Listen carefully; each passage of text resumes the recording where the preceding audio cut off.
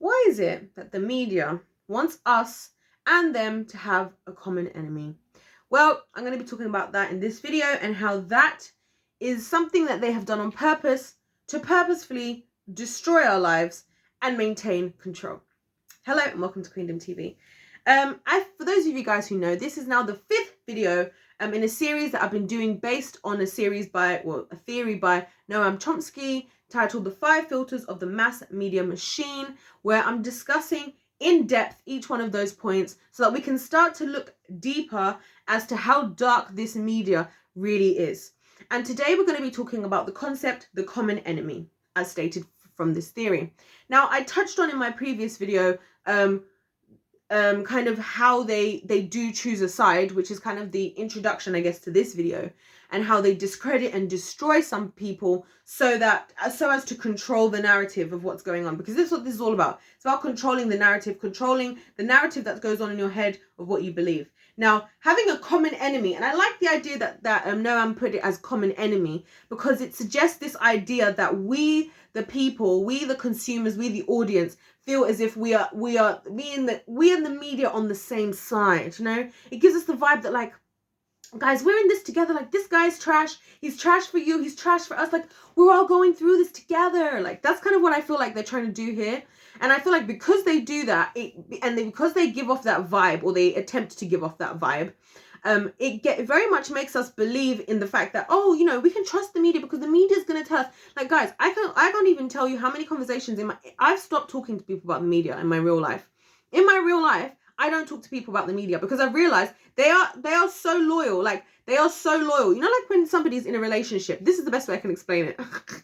You know, when somebody's in a relationship with somebody and they're just blinded by love because this person has convinced them by their words, despite their actions being completely the opposite, that, like, they love them and they want the best for them and all these things. And it's like, you from the outside can see everything. And it's like, no matter what you tell this person, right, they're not going to get out of it. This is the common enemy vibe. This is how this common enemy thing works, because you become so in love with the media and you're trusting to it. And also, obviously, they're advertising, and I talked about ads in a different video, stuff that you like and everything like that, and giving you discounts and things like that, you are now thinking you're all on the same side, and they make it seem that way. They very much push that, like, idea that, like, oh, this and this is happening, like, oh, we're going through this together, like, this is not fair for the people. Sometimes you'll even have, like, and this is my favorite one, yeah, this is when you see the best actors in the world. Do you know when you see the best actors in the world are actually in the media, guys? The best actors in the world are in the media, because they'll be the ones who'll be like, I'm appalled at this thing.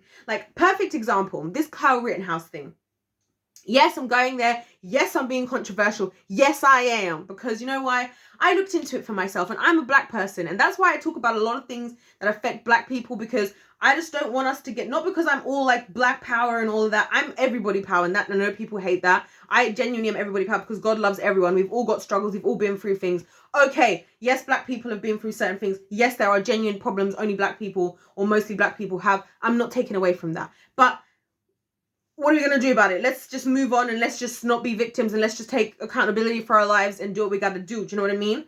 But this Kyle Rittenhouse thing, you have people appalled, like, how dare they allow, like, this is what I'm saying about the media. Like, they're like acting, and they get so angry. And it's like, how are you getting so angry when you know that this is not the truth?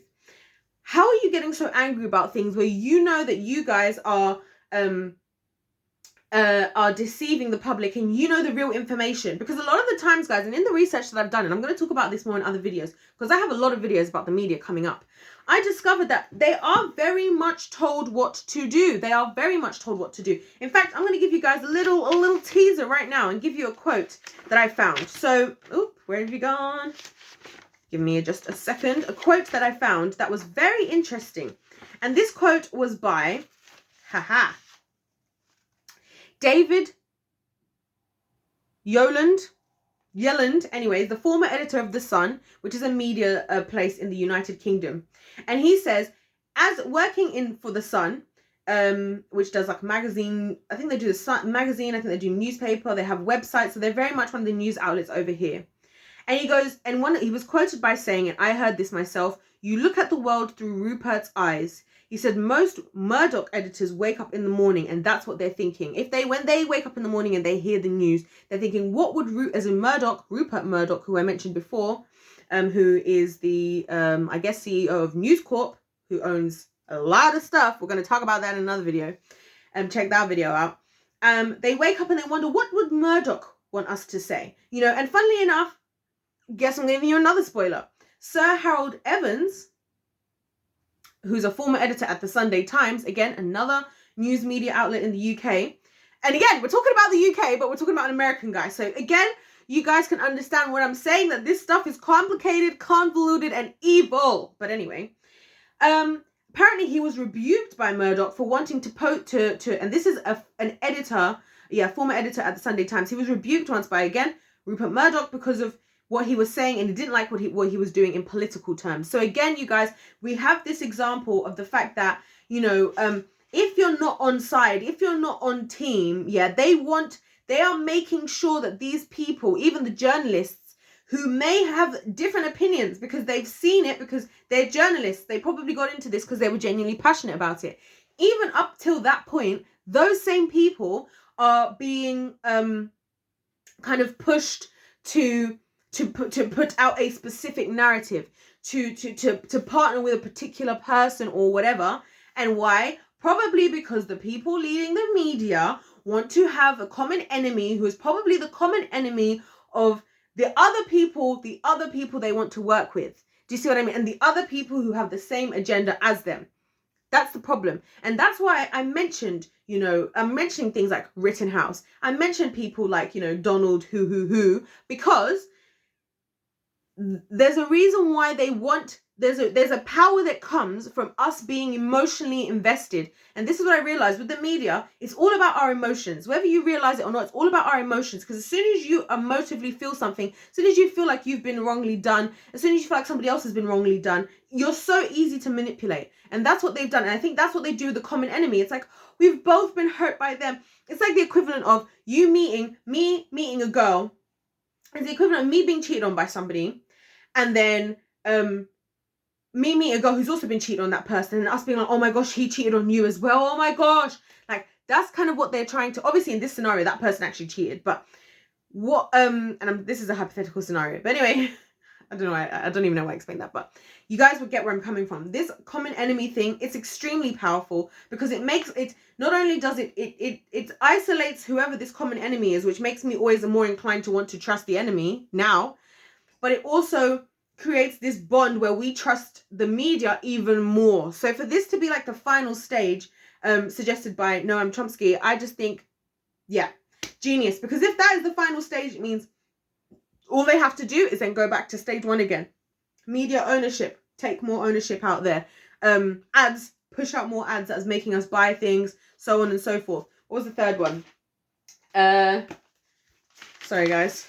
By the way, I'm just looking at my notes. I don't like to look down at my videos, but I'm just looking at my notes. Number 3 was the media elite. Number 4, flack, discredit, destroy. Number 5, the common enemy. And if they just keep running that cycle, it's a very beautiful cycle for them to be completely influencing. And when I say beautiful, beautiful on their part, deadly, dark, and disgusting and evil, in my opinion.